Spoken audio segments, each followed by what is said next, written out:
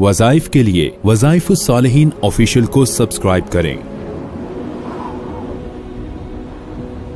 وظائف الصالحین آفیشیل۔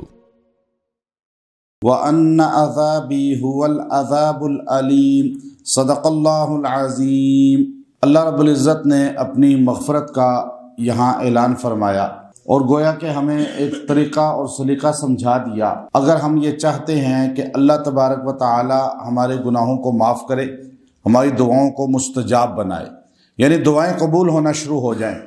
آج ایک بہت بڑا المیہ ہے کہ انسان کی دعا قبول نہیں ہوتی، اور وجہ کیا ہوتی ہے کہ انسان کو دعا مانگنے کا سلیقہ نہیں آتا۔ اب دعا ایسے مانگتا ہے جیسے اللہ رب العزت سے قرضہ لینا ہے، اللہ رب العزت لازمی اس کو دے۔ اب اللہ رب العزت کو ضرورت ہے اس کی، ایسے انسان دعا مانگتا ہے، اور انسان کی بے التفاتی ہوتی ہے جس کی وجہ سے اس کی دعائیں رد کر دی جاتی ہیں۔ حالانکہ صحابہ کرام رضوان اللہ تعالی علیہم اجمعین جب دعا مانگتے تھے تو ان کی دعا ایک دم عرش معلا تک پہنچ جاتی تھی، اور وہ چھوٹی سی جملہ بولتے تھے، چھوٹا چھوٹا جملہ۔ حضرت واصلہ بن اسقا رضی اللہ تعالیٰ عنہ صحابی ہیں، اور وہ صحابی جنگ میں جو ہے کفار کے نرغے میں پھنس گئے۔ اب وہ نرغے میں ایسے پھنسے کہ ان کے ساتھ جو چند مسلمان تھے وہ بھی پھنس گئے۔ اب چاروں طرف سے لاکھوں کافروں نے ان کو گھیر لیا، اور یہ چند مٹھی بھر صحابہ اور تابعین کی جماعت تھی۔ اب انہوں نے اس لمحے جو ہے چند جملے صرف اللہ رب العزت کے حضور میں کہے، لیکن چونکہ صحابہ کرام رضوان اللہ تعالی علیہم اجمعین اور امت کے باقی جتنے بھی لوگ ہیں ان کے درمیان فرق یہ ہے کہ صحابہ کرام کا چھوٹا سا جو عمل ہوتا تھا، اب صحابہ نے کبھی لمبے لمبے وظیفے نہیں کیے، لمبے لمبے مراقبے نہیں کیے، کبھی جو ہے انہوں نے چلہ کشی نہیں کی، کبھی انہوں نے جو ہے بہت زیادہ وقت جو ہے بیٹھ کے، جیسے ہمارے ہاں اتنا بیٹھا اور بیٹھ کے لمبے لمبے وظیفے پڑھ رہے ہیں اور پھر بھی دعا قبول نہیں ہو رہی۔ اب وہاں صحابہ کرام جو ہے کیا کرتے تھے کہ چھوٹا سا عمل کرتے تھے، لیکن چونکہ نسبت رسول اتنی مضبوط تھی ان کی، اصل چیز نسبت ہوتی ہے رسول صلی اللہ علیہ وسلم کی۔ اب اس نسبت کی وجہ سے ایک چھوٹا سا جملہ ان کی زبان سے نکلتا تھا تو ان کی بات، ان کی دعا ایک دم قبول ہو جاتی تھی۔ اب وہ واصلہ بن اسقا رضی اللہ تعالیٰ عنہ فرماتے ہیں جب ہم نرغے میں پھنسے تو ہم نے گھوڑے کے پشت پہ بیٹھے ہوئے ہی انہوں نے خالی اتنا جملہ کہا، یا رب محمد انصر امت محمد صلی اللہ علیہ وسلم، بھائی اتنا جملہ کہا، یا رب محمد، بار بار اس کو کہنا شروع کر دیا۔ تو ایک دم کہنے لگے کہ ہم نے دیکھا کہ آسمان سے گھڑ سواروں کی لائن قطار نظر آنا شروع ہو گئی، اور وہ سوار جو ہے پگڑی باندھے ہوئے،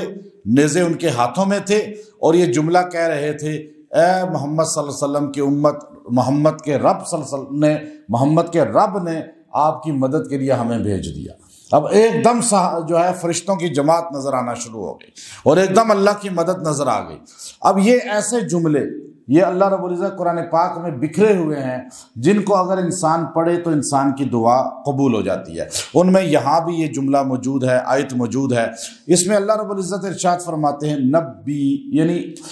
یہ خبر دے دیں، اطلاع دے دیں، یہ بات پہنچا دیں۔ اب حضور علیہ الصلوۃ والسلام بنو شیبہ، باب بنو شیبہ ہے آج بھی صفا اور مروہ کے درمیان، اور یہ شیبہ خاندان جو تھا چابی بردار کعبۃ اللہ، ان کا وہاں گھر ہوتا تھا، تو آج بھی اس گھر والی جگہ کو بنو شیبہ کا دروازہ بنا دیا گیا، جو مروہ سے پہلے آپ کو رائٹ ہینڈ پہ لکھا ہوا نظر آ جائے گا۔ اب وہ باب بنو شیبہ سے آپ صلی اللہ علیہ وسلم داخل ہوئے اور بیت اللہ شریف میں گئے، اس طرح تو دیکھا صحابہ کرام جو ہے وہ بیٹھے ہوئے ہیں، لیکن کچھ صحابہ مسکرا رہے ہیں۔ کوئی بات کی ایسی ہوگی جس پہ وہ ان کی مسکرانے کی آواز تھوڑی سی زیادہ ہو گئی، تو آپ صلی اللہ علیہ وسلم نے جا کر ان کو تھوڑا سا سختی کی اور کہا کہ دیکھو خوف اور امید کے درمیان رہو۔ یہ جملہ کہہ کر آپ آگے چل گئے اور آپ حتیم کے پاس پہنچے تو ایک دم اللہ نے ان آیات کا نزول کر دیا، اور آپ علیہ الصلوۃ والسلام حتیم ہی سے واپسی پلٹے اور صحابہ کے پاس آئے اور کہا کہ اللہ نے تمہاری خاطر جو ہے یہ حکم نازل فرمایا ہے کہ مومن کو خوف اور امید کے درمیان رہنا چاہیے، اور اللہ نے پہلا جملہ یہ ارشاد فرمایا نبی، میرے پیغمبر، اب حضور کی زبان سے اللہ رب العزت کروا نبی، آپ ان کو اطلاع کریں، آپ ان کو خبر دیں کہ کس چیز کی، عبادی، میرے ان بندوں کو آپ ان کو اطلاع کر دیں انی انا الغفور الرحیم، انی میرے بارے میں میرے بندوں کو آپ بتا دیں کہ میں کون ہوں۔ اللہ جابر ہے، قہار ہے، اللہ رب العزت جو ہے ہر وقت گرفت کرنے والا ہے، سختیاں کرنے والا ہے۔ کہا نہیں، انی میرے بارے میں ان کو یہ بتا دیں، انا الغفور الرحیم، کہ میں بہت زیادہ معاف کرنے والا ہوں، بہت زیادہ بخشنے والا ہوں، اور اتنا زیادہ بخشنے والا ہوں کہ حدیث میں آتا ہے اگر بندوں کو میری رحمت کا، میرے غفور رحیم ہونے کا ادراک ہو جائے تو بندے گناہ ہی گناہ کرتے رہیں، کیونکہ ان کو پتہ ہے کہ ان کا پالا ایسے رب سے ہے کہ ایک بار منہ سے کہیں گے استغفر اللہ تو سارے گناہ معاف کر دوں گا۔ یعنی اتنی عظیم ذات، اتنی معاف کرنے والی ذات، بخشنے والی ذات کہ وہ ہر وقت انسان کے لیے تیار رہتی ہے۔ حدیث میں آتا ہے جب بندہ توبہ کرتا ہے تو آسمان دنیا پہ چراغاں کر دی جاتی ہے، روشنیاں کر دی جاتی ہیں، ایسے سما ہوتا ہے جیسے شادی میں آپ کے ہاں ہوتا ہے۔ اللہ رب العزت فرشتوں سے کہتے ہیں کہ آج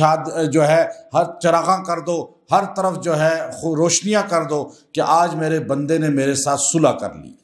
اب دیکھیے ایسا غفور رحیم ذات، اور کہہ رہا ہے کہ میرے بندوں کو اے میرے نبی آپ بتائیں کہ میں اتنا بخشنے والا ہوں کہ میری بخشش کے کوئی حد نہیں ہے۔ لیکن ایک چیز اور بھی ذہن میں رکھ لیں، اگلا جملہ اللہ نے فرمایا وہ کہ وَأَنَّ عَذَابِي، اور بے شک میرا عذاب هُوَ الْعَذَابُ الْعَلِيمُ، وہ عذاب بھی تو بڑا دردناک ہے۔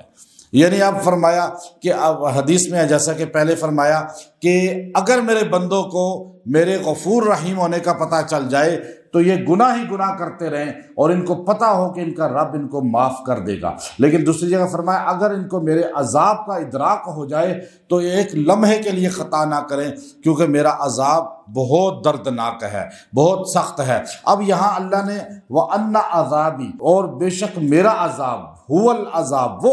عذاب کو رحمت سے الگ کیا، غفور رحیم ہونے سے الگ ذکر کیا، تاکہ پتہ چل جائے کہ خلط ملط نہیں ہے کہ اللہ تعالیٰ پکڑتا بھی ہے اور اللہ تعالیٰ بخش بھی دیتا ہے۔ یعنی بخشنے کی صفت جو ہے وہ عذاب پہ حاوی ہے، اور اللہ کی یہ صفت اتنی مضبوط ہے، اتنی وسیع ہے کہ اللہ رب العزت جو ہے دنیا کے اندر ہر بندے کو بار بار موقع دیتے ہیں کہ وہ بندہ رجوع کرے، توبہ کرے، اللہ کی طرف جڑ جائے، مڑ جائے۔ کبھی سال میں کتنے مہینے، کتنے دن، کیسے لمحے آتے ہیں کہ انسان کو اللہ توبہ کی توفیق دیتے ہیں، لیکن پھر بھی وہ توبہ نہ کرے، پھر تو وہ بدبخت انسان ہے۔ تو اب یہاں دیکھیے کہ جب بھی آپ دعا کریں، دعا کرنے سے پہلے آپ اس جملے کو 11 مرتبہ پڑھ لیں۔ یہ آیت نمبر جو 49 ہے اور سورہ حجر کی ہے کہ اللہ رب العزت نے جس میں فرمایا، اس آیت کریمہ کو نبی عبادی انی انا الغفور الرحیم، جب اس کو 11 بار پڑھ کے انسان دعا کرے، پہلے ہاتھ نیچے کر کے 11 بار پڑھ لیں، اس کے بعد آپ دعا کریں،